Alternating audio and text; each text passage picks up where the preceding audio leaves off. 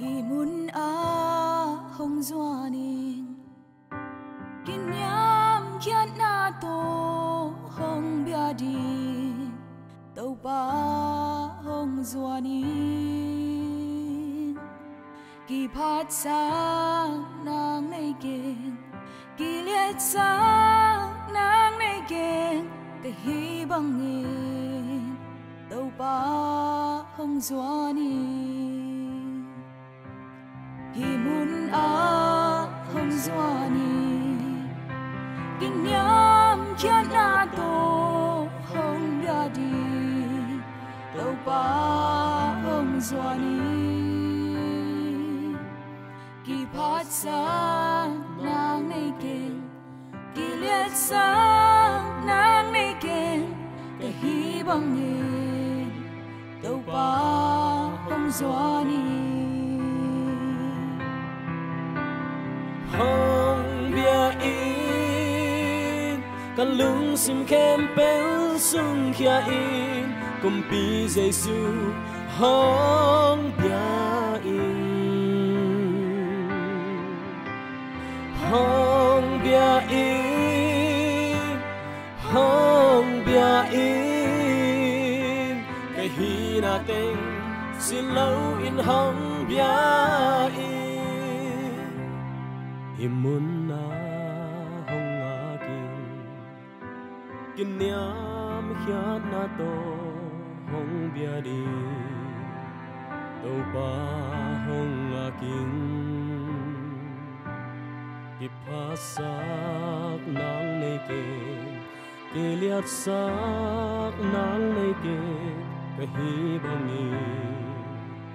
Topa hong akin himun na hong akin ngiamkhiatna to hong bia di Topa hong akin phasak nang neikeng kiliatsak nang neikeng hi bangin Topa hong akin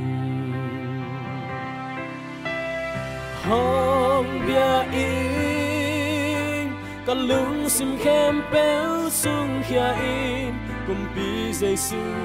hong bia in hong bia in hong bia in cái hihna teng xin lâu in hong bia in Siangtho Siangtho Siangtho tawh Zeisu Siangtho Siangtho Siangtho tawh Zeisu Siangtho Siangtho Siangtho tawh Zeisu Siangtho Siangtho Siangtho tawh Zeisu